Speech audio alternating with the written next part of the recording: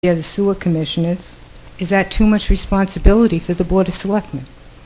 Can they handle all that? And I'm not... And road commissioners. And I'm not And we were saying... cemetery commissioners up until recently. Yeah, and you got rid of the cemetery, Right, but you right. still got the roads and the Right, sewer. right. Then, should we have full-time Board of Selectmen who are paid? That's an issue to look at. I'm not saying that's what we should do. I'm saying it's something I think we should look at. And that would result in a different day-to-day changes or the operation on a day-to-day basis. And it would reduce the TA responsibility because you'd have paid selectmen around. And then there's a section on the school committee. And I don't know whether or not they need changes or updates, but I think the impact, input from that should come from the school committee and the school officials. And there may not be any school committee or school officials that are on this committee, but I really think they should have a voice. We should talk to them and find out if there's anything there. Then I was thinking an in-house attorney. That's something that's been bounced around. I've heard a lot of times at selectmen's meetings. It might reduce the cost of the town because we know our legal fees are way up there. And a lot of it is because of zoning litigation. And, maybe we do need an in-town counsel. And then there, redefine the FinCom presentation at town meeting. Who presents what and how? It should be specifically written there. And then there's a section 7 and 5 is about meetings, the rules and journals, public record and certified copies are kept in the Wareham Free Library. And is that feasible? Who oversees that the minutes are presented in timely manner to wherever they are kept? Who keeps track of that, And then the big questions. The big questions, should town meeting have representatives to ensure the quorum to remain beyond the special interests? Should Wareham look into CPR, which is being thrown around all over the place, most especially in Dartmouth? Consolidation, privatization, and regionalization. Will this save money, and what will be the ramifications of such a change?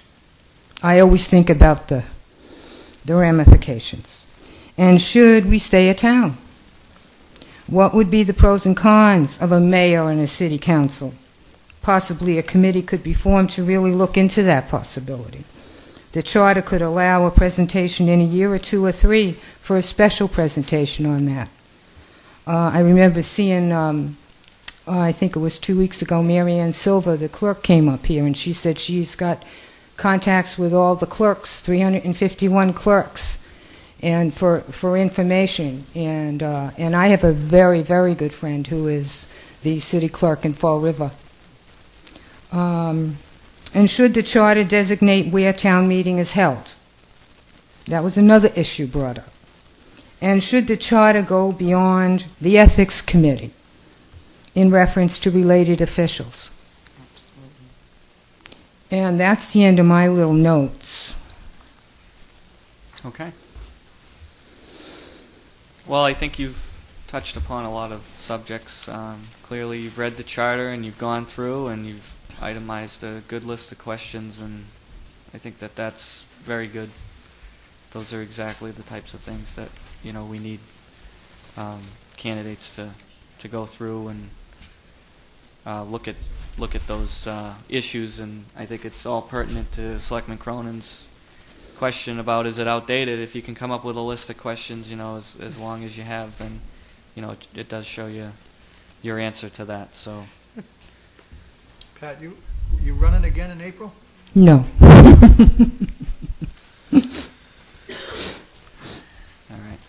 Is that it? Yes, thank you very much. Thank you. Thanks. Okay, and lastly, we have Lee Carmody. Thanks, She's Pat. here. Okay.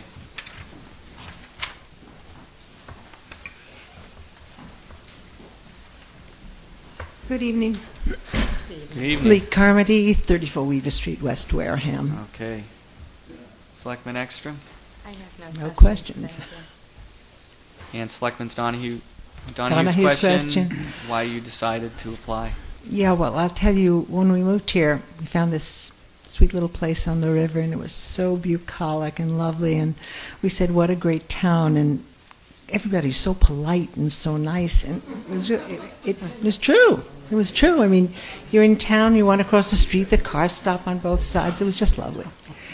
And then we found the newspapers, and we found that we had a town. We didn't know what kind of government there was here. You know, we found, town meeting. I hadn't been to a town meeting since I lived in Lexington many years ago. We went, and I was stunned.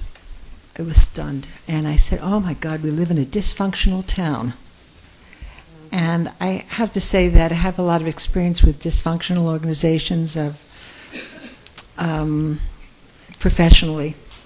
I've worked with dysfunctional families and agencies and school systems, and usually the job was to go in and change things.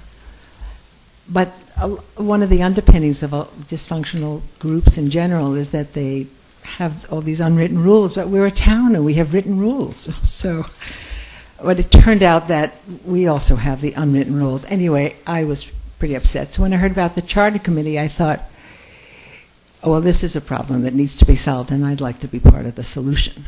So I joined. I'm applying. Okay. Selectman Savage. Nice to see you again, Lee.